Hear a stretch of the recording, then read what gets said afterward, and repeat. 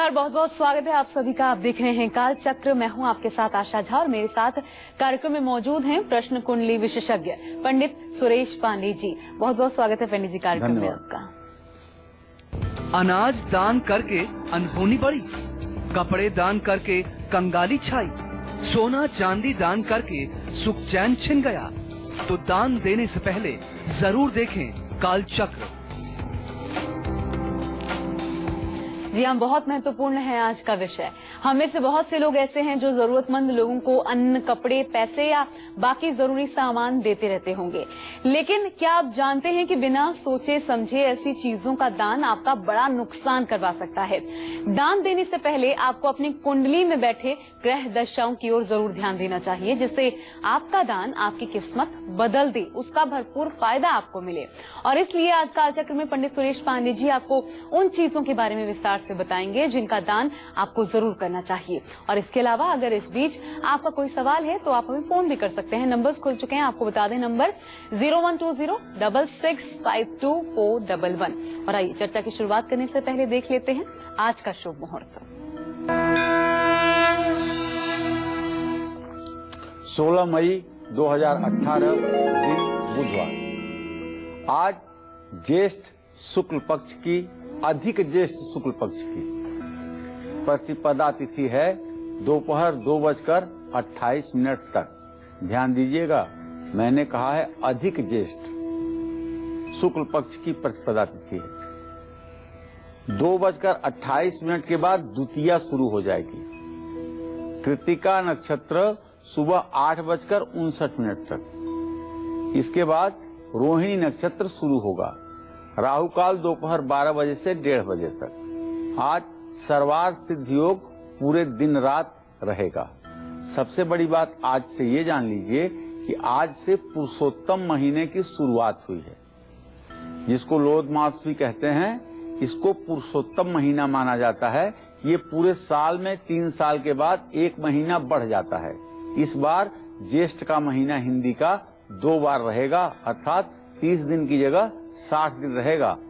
आज से 30 दिन तक विवाह, शादी, मुंडन ये संस्कार बंद हो जाएंगे। सिर्फ और सिर्फ पूजा पाठ का विधान है इन 30 दिनों में। और आज ढेर सारी ऐसी भी महिलाएं हैं जो पूरे 30 दिन का व्रत करती हैं। सुबह शाम केवल फलाहार करके भगवान श्री हरि विष्णु और भगवान शिव की पूजा करती हैं और पूरे महीने व्रत करके अपने परिवार की खुशहाली के लिए भगवान से प्रार्थना करती हैं। चलिए, तो ये तो हुआ आज का शुभ मुहूर्त, लेकिन आज जो चर्चा हम कर रहे हैं वो है दान को लेकर। दानवीर कर्ण, राजा हरिश्चंद्र सभी जानते हैं, इतिहास के पन्नों में इन्होंने अपना नाम दर्ज करवाया और इनको अपने दान के लिए ही जाना जाता है। तो दान करना वाकई फलदायक है, लेकिन दान किस तरीके से करें, दान कब करें, क्या दान करें, आपको ये जानना भी आपके ग्रहों के हिसाब से बहुत जरूरी है। तो आज इसी पर चर्चा विस्तार से होगी। और सबसे पहले बात उन लोगों की जो कानूनी मामलों में फंसे हुए हैं, जिनको नाम, शोहरत और अच्छी हेल्थ चाहिए। ऐसे लोगों को किन चीजों का दान करना चाहिए और किन चीजों का दान बिल्कुल नहीं करना चाहिए, सबसे पहले पंडित जी से यही जानते हैं। पंडित जी, बहुत महत्वपूर्ण है, क्योंकि मेरे जैसे तमाम जो दर्शक है वो भी शायद यही जानते होंगे, दान किसी भी रूप में करिए, दान करना बहुत हितकारी है, लेकिन ये एक बिल्कुल अलग विषय है। इसके बारे में जरा सबसे पहले समझाइए। देखो, ऐसा जहाँ तक मैंने अपने प्रैक्टिकल लाइफ में देखा है, एक आदमी बनारस का बहुत अच्छा व्यवसायी था और उसने धनतेरस के दिन गणेश लक्ष्मी की प्रतिमा चांदी के सिक्के पर बनी हुई अपने सभी एम्प्लॉइज को दे दिया। नतीजा ये निकला कि वो उसी साल कंगाल हो गया और उसकी सारी ट्रकें बिक गई, दर दर की ठोकरें खाने लगा, क्योंकि चंद्रमा उसका भाग्येश था और उसने ये गलती की थी। हम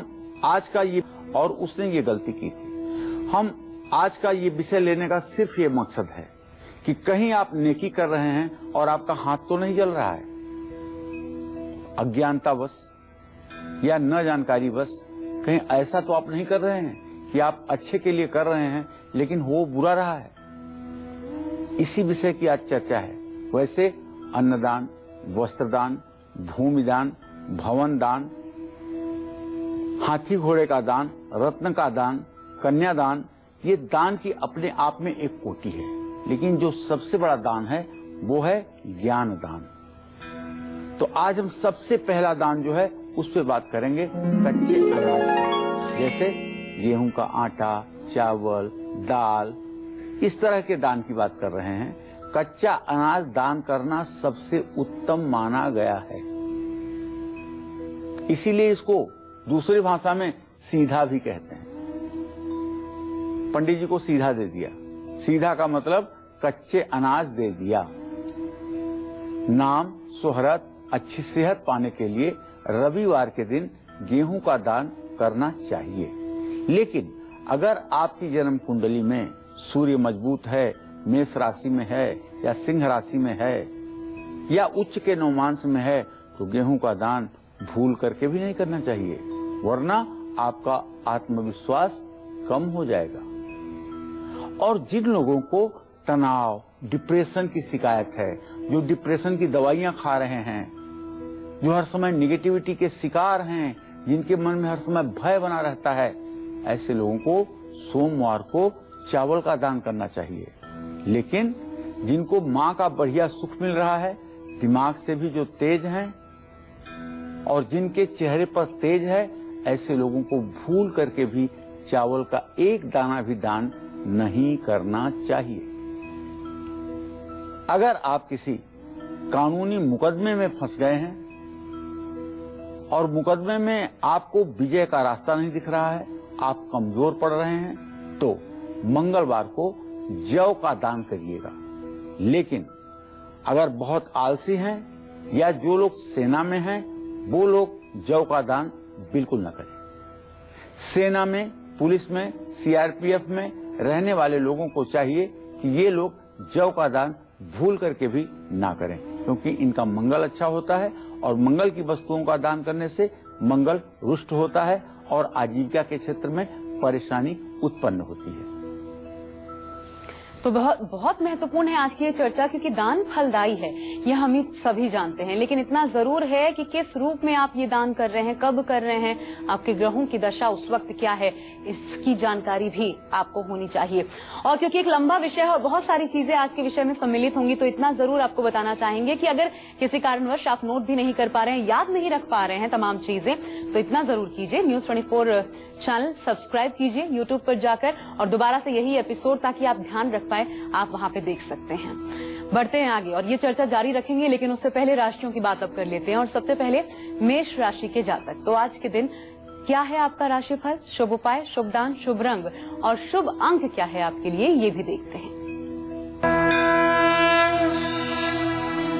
एक महीने बाद एक परिवर्तन आपके राशि पर हुआ है, वो ये जो सूर्य आपकी राशि में था, अपनी उच्च राशि में, वो सूर्य इस समय गोचर कल से ही कर चुका है वृषभ राशि में। अब आपकी राशि में सिर्फ और सिर्फ बुध ग्रह बचा है। आपके राशि पर बृहस्पति की दृष्टि है, तो बुध और बृहस्पति का ये सामंजस्य प्रगल्भ योग को जन्म देता है। ऐसे में आज आपका समझौता पूर्ण व्यवहार बड़े से बड़े संघर्ष को टालने में कामयाब रहेगा। हाँ, कुछ फिजूल खर्ची हो सकती है, और मैं तो ये कहूंगा कि आप अपने वाणी पर नियंत्रण रखें और किसी प्रकार के विवाद की परिस्थिति को टालें। खान पान पर भी नियंत्रण रखें। आज आपको चाहिए हनुमान मंदिर में पीले सिंदूर और चमेली के तेल दान करें। किसी जरूरतमंद व्यक्ति की पैसे से मदद करें। शुभ अंक आपके लिए 4 हुआ है, शुभ रंग आपके लिए पीला है। जय मां विंध्यवासिनी। और क्या कहता है आज का दिन वृषभ राशि वाले जातकों के लिए, तो जानते हैं आपका राशिफल, शुभ उपाय, शुभ दान, शुभ रंग और शुभ अंक क्या है आपके लिए, इस पर भी नजर।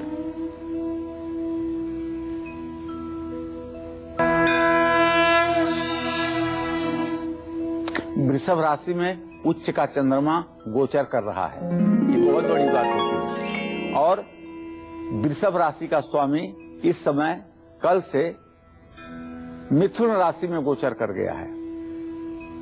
अब इसका तो सीधा मतलब है कि वृषभ राशि के जातक कोई भी पैसे से जुड़ी व्यवस्था अगर बनाएंगे तो उसमें सफलता मिलेगी और धन लाभ भी होगा, और सबसे बड़ी बात है कि वैवाहिक जीवन भी सुखी रहेगा। आज आपका आत्मविश्वास भी बढ़ा रहेगा, आज आपको केसर और चंदन का तिलक स्वयं लगाना चाहिए और हो सके तो किसी वेद पाठी ब्राह्मण को पपीता दान करना चाहिए। शुभ अंक आपके लिए 3 होगा, शुभ रंग आपके लिए सफेद होगा। जय मां विंध्यवासिनी।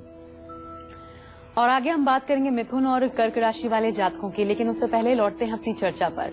और किन लोगों को साबुत मूंग का दान करना चाहिए, किन को नहीं करना चाहिए, किन लोगों को चने की दाल दान करनी चाहिए और किन को नहीं करना चाहिए, ये जानते हैं पंडित जी से। पंडित जी, दालों के संबंध में दान कैसे महत्वपूर्ण है और किसका खास ख्याल रखना चाहिए? देखिए, जिन लोगों का मन पढ़ाई में नहीं लगता है, जो लोग चर्म रोग से परेशान हैं, या जिन लोगों का मामा उनका दुश्मन बना हुआ है, ऐसे में समय रहते आप सही डिसीजन नहीं ले पा रहे हैं, तो ऐसे लोगों को साबुत मूंग दान करना चाहिए और बुधवार को दान करना चाहिए। लेकिन अगर आप अहंकारी हैं, घमंडी हैं, आपका स्वभाव अहंकार से परिपूर्ण है, घमंड से परिपूर्ण है, तब आपको मूंग का दान नहीं करना चाहिए।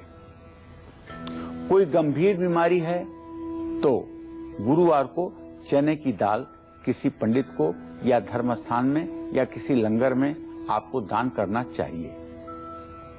जो लोग बार बार दुर्घटना के शिकार हो रहे हैं, जिनको नौकरी से जुड़ी समस्या है, उनको किसी गरीब या जरूरतमंद व्यक्ति को काले तिल का दान भी करना चाहिए।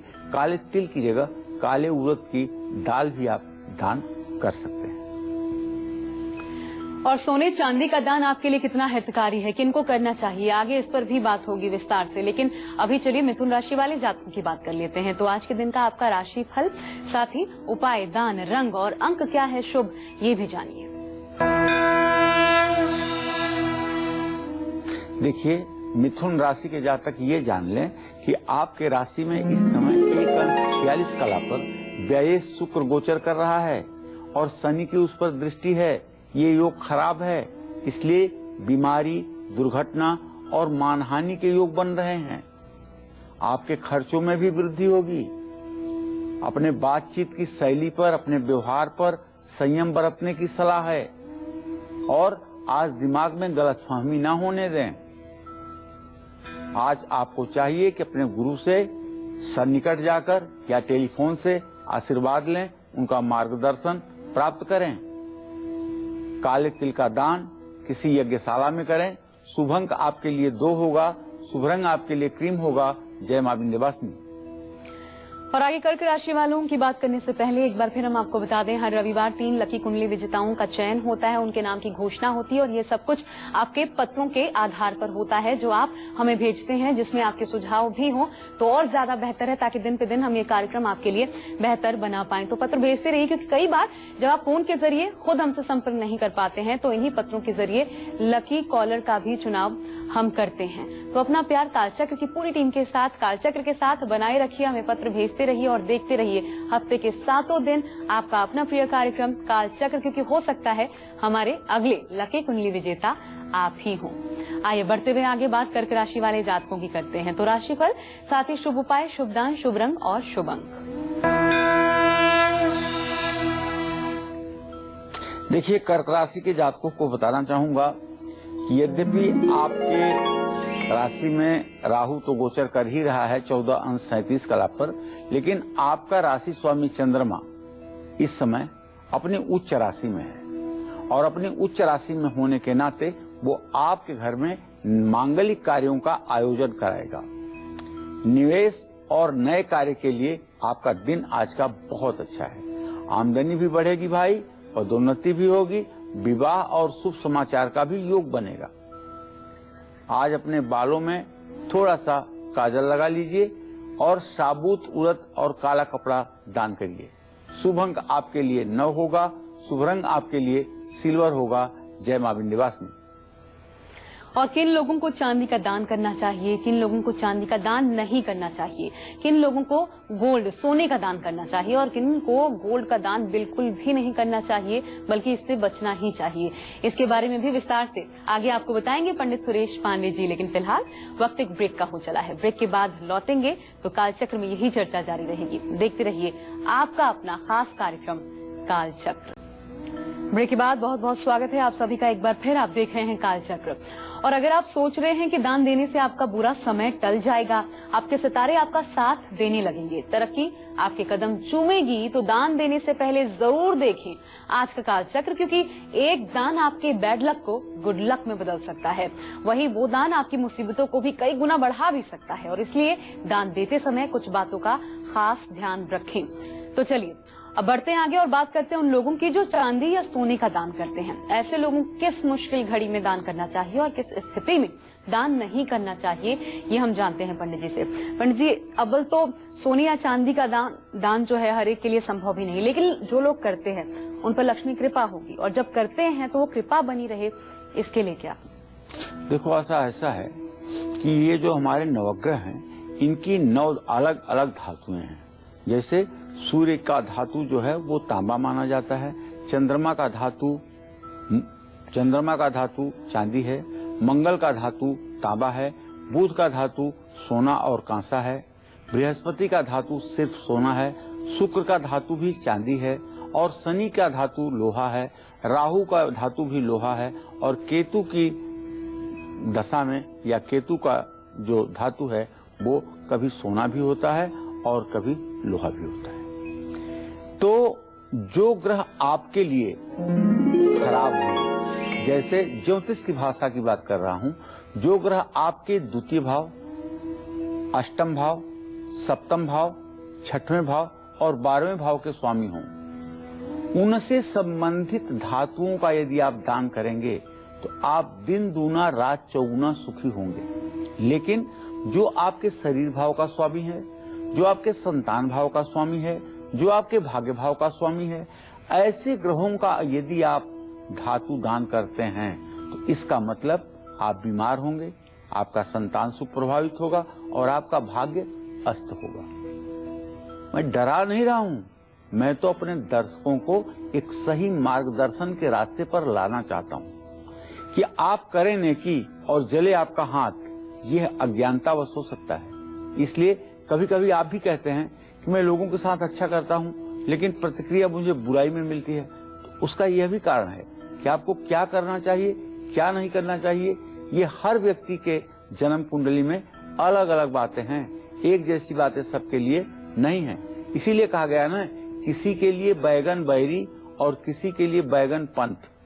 बैगन बैरी का मतलब कि बैगन किसी के लिए खाना जहर की तरह काम करता है और किसी के लिए बैगन खाना अमृत की तरह फायदा करता है। तो जरूरी नहीं है कि एक चीज का दान सबके लिए एक जैसा हो।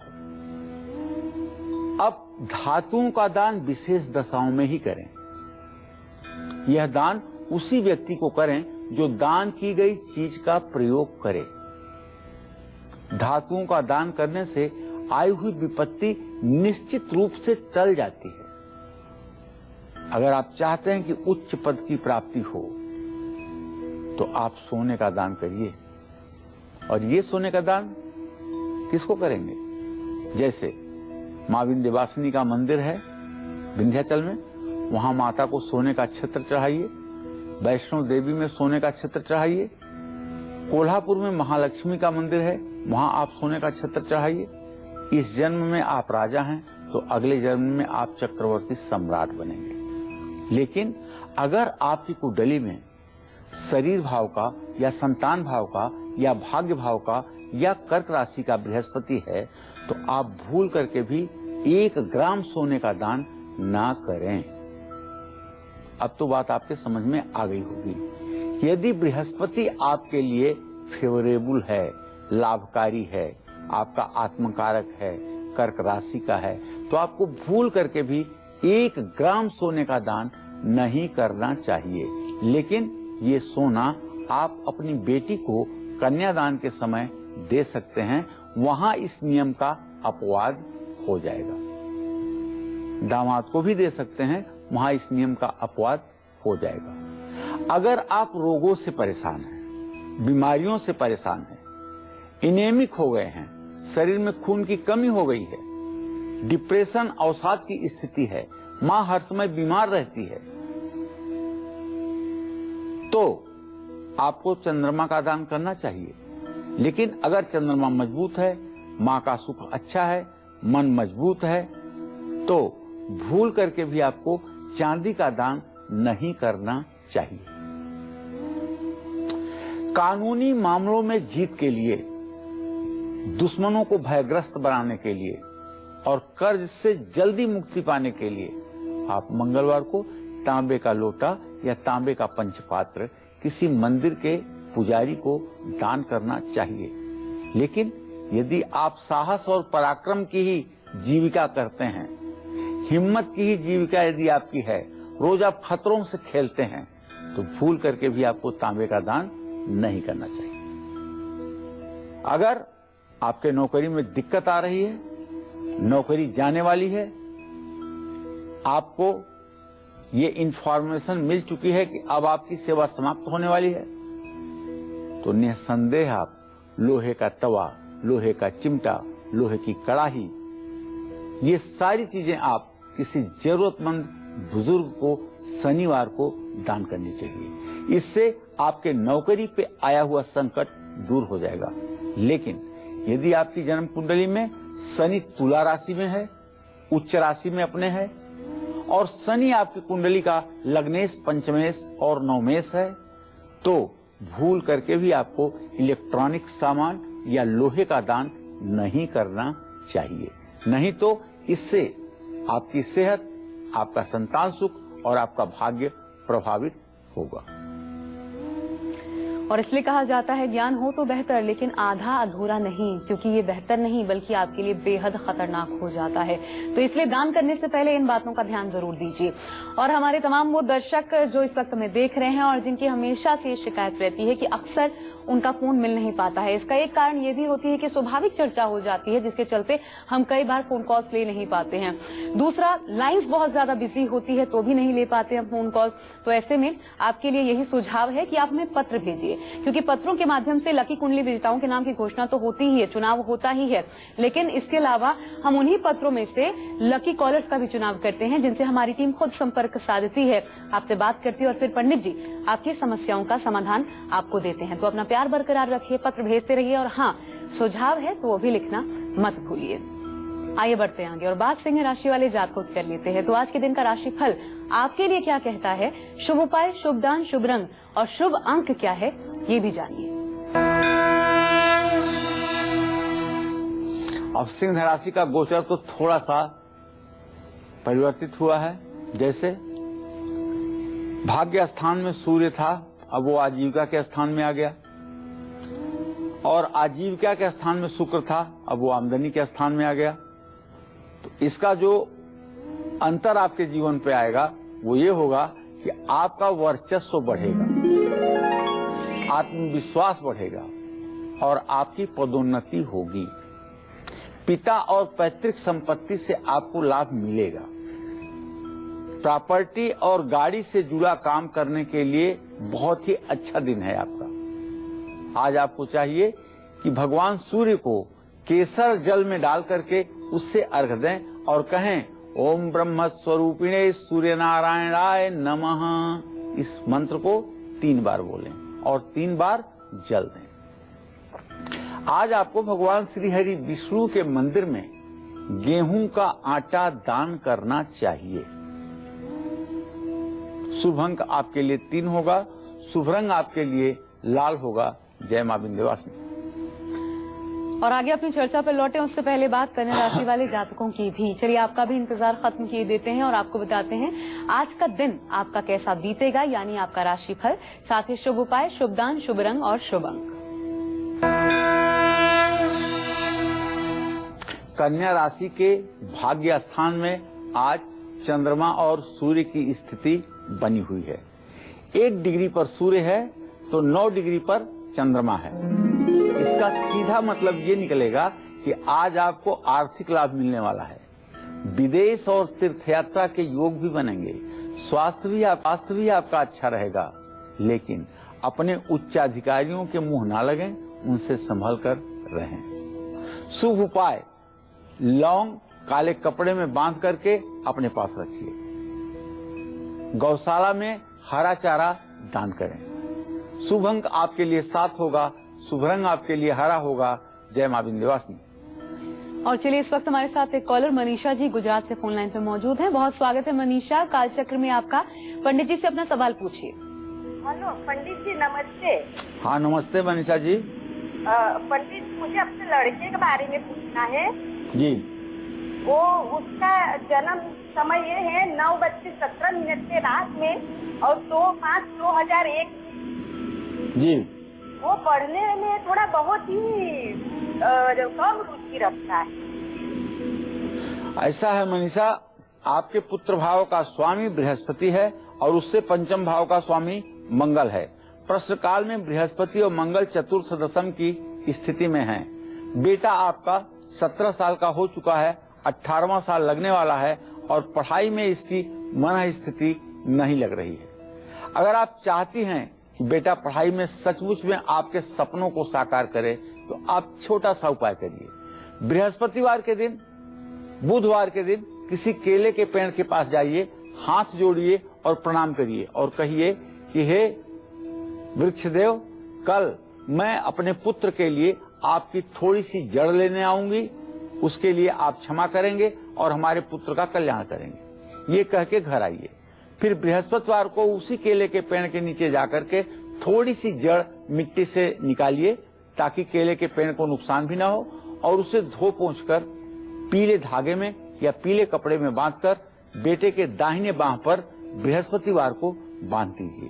परिवर्तन आपको 64 दिनों के अंदर दिखाई देगा। पढ़ाई के प्रति एकाग्रता बढ़ेगी और अपनी जिम्मेदारियों के प्रति जागरूक होगा।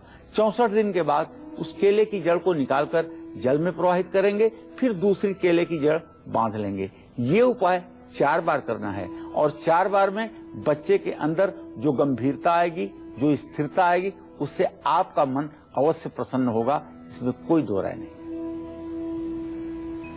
और सोचिए कि आर्थिक स्थिति भी ठीक ना हो और इसके अलावा आप पर बीमारियों का खर्च और ज्यादा दिन पर दिन बढ़ता जाए, तो ऐसे में कितनी विकट परिस्थिति होगी।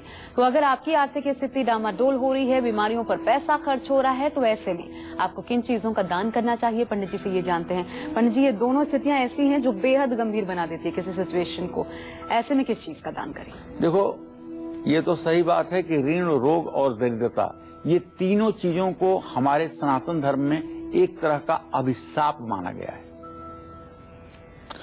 गोस्वामी तुलसीदास जी ने रामचरितमानस में लिखा है, काकभूषुंडी संवाद में जब आता है कि कौन सबसे बड़ा सुख है इस दुनिया में और क्या सबसे बड़ा दुख है इस दुनिया में, तो गोस्वामी तुलसीदास जी ने सीधी एक लाइन लिखी है। मैं चाहता हूं कि हमारे दर्शकों के जहन में ये बात होनी चाहिए। नहीं दरिद्र सम दुख जग माही, संत मिलन सम सुख कछु नाही। गोस्वामी तुलसीदास जी ने लिखा है कि दरिद्रता के समान कोई दुख इस संसार में नहीं है और अच्छे व्यक्तियों की संगत से बढ़कर के इस संसार में कोई दूसरा सुख नहीं है। ऐसा नहीं है कि दरिद्रता दुख है तो अमीरी बड़ा सुख है, अमीरी सुख नहीं है। दरिद्रता का मतलब कि आप न स्वयं अपनी परवरिश कर पाए, न अपने अतिथि का सम्मान कर पाए, यह है दरिद्रता। और संपन्नता का मतलब जरूरत से ज्यादा कुछ हो और अच्छे लोगों का संग साथ अगर आपका हो तो इससे अच्छी जिंदगी तो कुछ हो ही नहीं सकती। तो देखिए, कपड़े का दान करने से आर्थिक स्थिति हमेशा अच्छी रहती है, इसीलिए अन्न के साथ वस्त्र दान भी बताया जाता है। पैतृक सुख संपत्ति को पाने के लिए चादर, कंबल, इन सब चीजों का दान किया जा सकता है। जो लोग माघ के महीने में प्रयाग की धरती पर सैया दान करते हैं, बिस्तर, अनाज, बेड, ये सारी चीजें दान करते हैं, वो जन्म जन्मांतर तक एक तरफ तो स्वर्ग में वास करते हैं और दूसरे उच्च कुल में आकर के जन्म लेकर राजा की तरह जीवन जीते हैं। आप भी अगर आपके माता पिता सैया दान न किए हों तो आप अपने पुरुषार्थ का परिचय दे करके अपने माता पिता के लिए माघ के महीने में प्रयाग की धरती पर एक सैया दान जरूर करवाइएगा।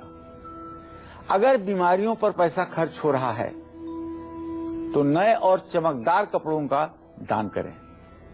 यदि आप महिला हैं और आपके बेटों पर आए दिन शारीरिक परेशानी है तो आपको एक ब्रह्मास्त्र उपाय बताना चाहता हूं। मेरा दावा है कि आपके बेटे का कभी एक बाल भी टेढ़ा नहीं हो सकता है। सिर्फ आप नित्य प्रति स्नान करके एक पारे का शिवलिंग घर में रख लें या किसी शिवालय में जाकर के जल, दूध और बेलपत्र चढ़ाएं और जब तक ये क्रिया करें तब तक ओम नमः शिवाय मन में करते रहें। अगर दूध आपने लगातार 1 वर्ष तक शिवलिंग पर डाला तो आप विश्वास करिए आपके पुत्र चिरंजीवी, दीर्घायु और इस समाज को मार्गदर्शक के रूप में उपस्थित होंगे। अगर आपकी आर्थिक स्थिति ऊपर नीचे हो रही है, आप गरीबी अमीरी के भंवर जाल में फंसे हुए हैं, तो आपको चाहिए कि आप सुंदर और मजबूत कपड़ा दान करें। और सुनिए, अगर आप अच्छा कपड़ा नहीं दान कर सकते हैं, सबसे सस्ता कपड़ा दान करने की सोच रहे हैं, तो आप अपना दान अपने घर रखिए। इससे आपको कोई फायदा होने वाला नहीं है। आप ऐसा दान करें कि दान लेने वाला उस दान को अवॉइड न कर सके और उसको अपने यूज में लाए ही। ये तभी लाएगा जब अच्छा कपड़ा होगा। हमें भी बहुत लोग ले आकर के धोतियां दे देते हैं, लेकिन जो मेरे मन की नहीं होती है उसे मैं किसी दूसरे को दे देता हूँ, और जो मेरे मन की होती है उसे मैं धारण करता हूँ। ये सबके लिए बातें हैं, केवल सिर्फ मेरे लिए नहीं, सबके लिए। आप जिस स्तर का जीवन जी रहे हैं उसी स्तर का दान भी करें। ऐसा नहीं है कि आप बहुत उच्च स्तर का जीवन जी रहे हैं और दान देने के समय आप कंजूस हो गए, तो ऐसी कोई मजबूरी भी नहीं है कि आप दान दीजिए। आप दान मत दीजिए, लेकिन ऐसा दान न दीजिए जो आपका प्रयोग में ना। जैसा कपड़ा आप पहनते हैं उसी स्तर के कपड़े आपको दूसरों को भी दान करना चाहिए। और हाँ, ध्यान रखिए, ज्यादा राजा हरिश्चंद्र बनने के चक्कर में अपने पुराने और फटे हुए कपड़े किसी को भी दान मत करिए। ये बहुत गलत बात है। फटे हुए कपड़े तो आप बिल्कुल दान ना करें। पुराने, जिसकी सिलाई उखड़ गई है, ऐसे कपड़े भी दान ना करें। इससे दुष्प्रभाव होगा। अगर कपड़ा दान करना है तो नया वस्त्र ही आप दान करें, जिससे पाने वाले के मन में प्रसन्नता और आपका भाग्योदय सुनिश्चित हो सके। बेहद सुंदर जानकारी पंडित जी आपने दी दर्शकों को। मुझे लगता है ये जानकारियां होंगी भी नहीं दर्शकों को कि दान किस प्रकार का आप करें। अब आइए बढ़ते हैं आगे, चर्चा को जारी रखेंगे, लेकिन पहले तुला राशि वाले जातकों की बात कर लेते हैं। देखिए, तुला राशि के जातकों के राशिफल का जो समय हुआ है, तो उसके पहले मैं एक गोचर बताना चाहूंगा। बृहस्पति तो आपके राशि में है ही है, ये आप भली भांति जानते हैं। और इस समय बृहस्पति 23 अंश 20 कला पर गोचर कर रहा है। बुध की दृष्टि बन गई आज से। ऐसे में अचानक धन लाभ भी होगा, लेकिन आपको अपने दुश्मनों से सावधान रहना पड़ेगा। आज अगर आप नया काम ना शुरू करें तो अच्छा होगा। सेहत को संभालें और गहरे पानी में जाने से बिल्कुल बचें। आज घर में आपको सूजी का हलवा बनाना चाहिए। छोटे बच्चों को चॉकलेट देना चाहिए। शुभ अंक आपके लिए 1 होगा। शुभ रंग आपके लिए क्रीम होगा। जय मां विंध्यवासिनी। और आइए बिना देर किए जल्दी से जानते हैं वृश्चिक राशि वालों के लिए उपाय और साथ ही आज का राशिफल। देखिए, वृश्चिक राशि का तो गोचर अपने आप में अद्भुत है। वाहन का सुख मिलेगा, धन मान सम्मान बढ़ेगा, साझेदारी में लाभ भी होगा और वैवाहिक जीवन सुखी रहेगा। बरगद के पेड़ में आज दूध जरूर चढ़ाइएगा। अलसी के तेल का दिया जलाइएगा। हरे कपड़े में मूंग रखकर गणेश मंदिर में दान करिएगा। शुभ अंक आपके लिए 3 होगा। शुभ रंग आपके लिए आसमानी होगा। जय मां विंध्यवासिनी। और आप कंफ्यूज ना हो इसलिए चलिए आपको हम बताते हैं कि मेष से लेकर मीन लग्न वालों को किन चीजों का दान नहीं करना चाहिए, किस पर आपको ध्यान देने की जरूरत है, ये जान लेते हैं। पंडित जी, मेष से मीन तक क्या बताएंगे, क्या दान ना करें? ये 12 राशियां लग्न भी हैं, 12 राशियां राशि भी हैं। तो इसलिए जो आपका शरीर भाव है, वहाँ जो नंबर लिखा होता है वो लग्न होती है। तो ऐसे में अगर 1 लिखा है तो मेष लग्न है। ऐसे लोगों को मिठाई दान नहीं करना चाहिए। अगर वहां पर 2 लिखा हुआ है, जहां ल लिखा हुआ है, तो ऐसे लोगों को शनि की वस्तु और लोहे का दान नहीं करना चाहिए। अगर वहां 3 लिखा हुआ है, अंग्रेजी में ASC लिखा हुआ है या हिंदी में ल लिखा हुआ है, तो आपको शुक्र से संबंधित वस्तुओं का दान नहीं करना चाहिए। इनको हरे रंग की चीजें भी दान नहीं करनी चाहिए। और अगर 4 लिखा हुआ है तो चंद्रमा से जुड़ा दान नहीं करना चाहिए। चंद्रमा कर्क लग्न वालों को सोना भी दान नहीं करना चाहिए। और अगर 5 लिखा हुआ है तो सिंह लग्न है, ऐसे लोगों को मंगल से संबंधित वस्तु मूंगा, सोना, तांबा दान नहीं करना चाहिए। सिंह लग्न वालों को भूमि और मिट्टी का भी दान नहीं करना चाहिए। कन्या लग्न वालों को बुध से जुड़ा हुआ दान नहीं करना चाहिए। इनको दूध का भी दान नहीं करना चाहिए। और जिन लोगों की तुला लग्न है या तुला राशि है, ऐसे लोगों को शनि से संबंधित वस्तुओं का दान नहीं करना चाहिए। और जिन लोगों की वृश्चिक राशि है या वृश्चिक लग्न है, उनको मंगल से संबंधित वस्तुओं का दान नहीं करना चाहिए।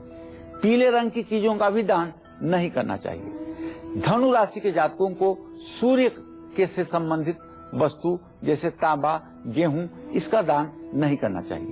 मीठी चीजों का भी दान नहीं करना चाहिए।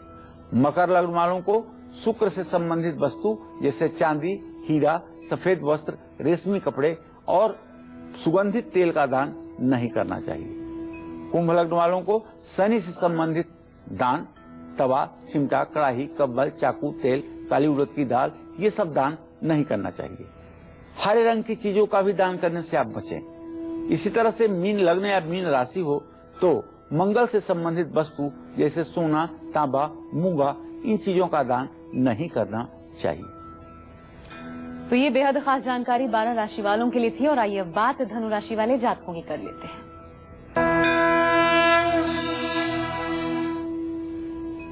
देखिए, धनु राशि के जातकों को बताना चाहूंगा कि शनि देव आपकी राशि में उपस्थित भले हैं, लेकिन बृहस्पति की स्नेहा दृष्टि आपको धन लाभ कराएगी। काम में सफलता मिलेगी और मान सम्मान का योग बनेगा। विरोधियों की चाल को आप नाकामयाब कर देंगे और आपके परिवार में सुख शांति रहेगी। पानी की बर्बादी भूल कर ना करें। सरसों का तेल दान करें।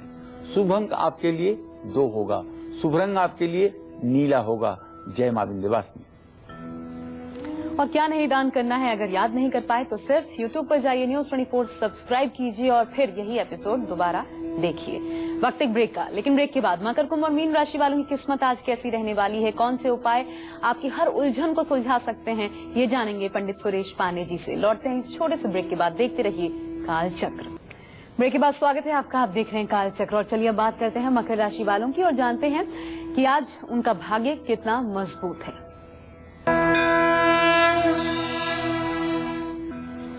देखिए, मकर राशि के जातकों को बताना चाहूंगा कि मंगल केतु की युति आपके राशि में है और आपके भाग्य स्थान का स्वामी बुध सुख स्थान में विराजमान है। तो शेयर बाजार और पूंजी निवेश से आपको सुनिश्चित रूप से लाभ मिलेगा। और जो खुशी की बात है वो ये कि बच्चों से जुड़ी हुई परेशानी दूर होगी। दोस्तों से लाभ भी मिलेगा। पानी में लाल चंदन मिलाकर सूर्य को जल चढ़ाएं। हनुमान मंदिर में सुंदर कांड की पुस्तकें बांटें। शुभ अंक आपके लिए 6 होगा। शुभ रंग आपके लिए लाल होगा। जय मां विंध्यवासिनी।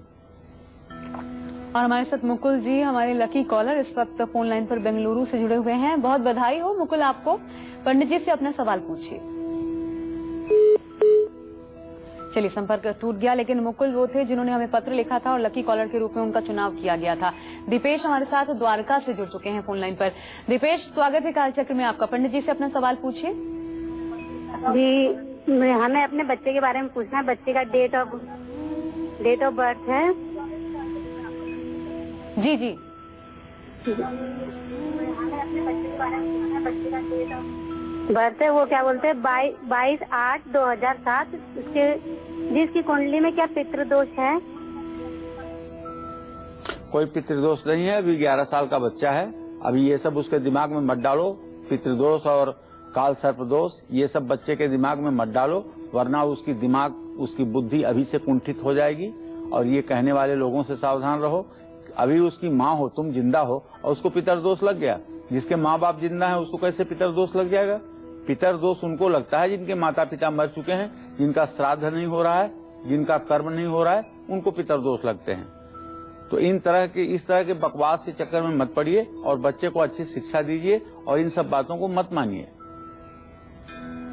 चलिए, इसी के साथ बढ़ते हुए आगे बात कुंभ राशि वाले जातकों की कर लेते हैं और कुंभ राशि वालों को बताते हैं आज के दिन आपका राशिफल, शुभ उपाय, शुभ दान, शुभ रंग और साथ ही शुभ अंक भी। देखिए, कुंभ राशि के जातकों को बताना चाहूंगा कि आपके भाग्य स्थान में जब बृहस्पति है तो उसकी दृष्टि आपके लगन पर होगी। ऐसे में धन लाभ होना स्वाभाविक है, माँ की तरफ से सहयोग और आशीर्वाद मिलना स्वाभाविक है, लेकिन आज आपकी जिद मानहानि करा सकती है। इसलिए जरूरत से ज्यादा न तो भावुक बने और न तो जरूरत से ज्यादा एरोगेंट हो, इस बात का ध्यान रखिएगा। भगवान गणेश को दूर्वा और गुड़ चढ़ाइएगा। जरूरतमंद लोगों को वस्त्र दान करिएगा। शुभ अंक आपके लिए 3 है, शुभ रंग आपके लिए गहरा नीला है। जय मां विंध्यवासिनी। और एक बार फिर आपको बता दें, जब भी हमें कॉल करिए अपनी टीवी का वॉल्यूम कम कीजिए, क्योंकि इससे पहले मुकुल से बात भी नहीं हो पाई थी और बात के कॉलर उन्होंने अपनी टीवी का वॉल्यूम ज्यादा रखा था तो सुनने में भी दिक्कत आ रही थी। दूसरी बात, रविवार को 3 लकी कुंडली विजेताओं के नाम की घोषणा होती है और साथ ही इन्हीं लोगों में से जो कि हमें पत्र भेजते हैं, लकी कॉलर्स का भी चुनाव होता है जो हमारे साथ जुड़ सकते हैं। हमारी टीम आपको खुद आपके पत्रों का चुनाव करके संपर्क करती है ताकि आपकी समस्याओं का समाधान पंडित जी के माध्यम से मिल पाए। तो हफ्ते के 7 दिन जरूर देखते रहिए आपका अपना खास कार्यक्रम कालचक्र। अपना प्यार बरकरार रखिए, सुझाव भी भेजते रहिए और क्या पता हमारे अगले लकी कुंडली विजेता आप ही हों। आइए इसी नोट के साथ बात मीन राशि वालों की।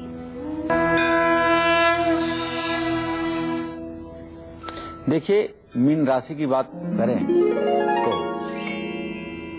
आज मीन राशि से 10वें भाव में बैठा हुआ शनि कार्य में जहां सफलता प्रदान करेगा, वहीं महत्वपूर्ण डिसीजन लेने के लिए भी दिन अच्छा है। प्रतिस्पर्धियों पर विजय मिलेगी, वैवाहिक जीवन सुखी रहेगा। सफेद वस्त्र में सफेद फूल बांधकर धर्मस्थान में दान करें या अपने पास रखें। हल्दी की गांठ, चने की दाल दान करें। शुभ अंक आपके लिए 3 होगा, शुभ रंग आपके लिए सिल्वर होगा। जय मां विंध्यवासिनी। चलिए, उम्मीद करते हैं इसी के साथ कि आपको ये रोचक विषय हमारा डिस्कशन का आज बहुत पसंद आया होगा। कल एक नए विषय के साथ आपकी ढेरों समस्याओं का समाधान लेकर हम दोबारा हाजिर होंगे। पंडित जी, बहुत धन्यवाद कार्यक्रम में शामिल होने के लिए। और अब कालचक्र की पूरी टीम को दीजिए इजाजत।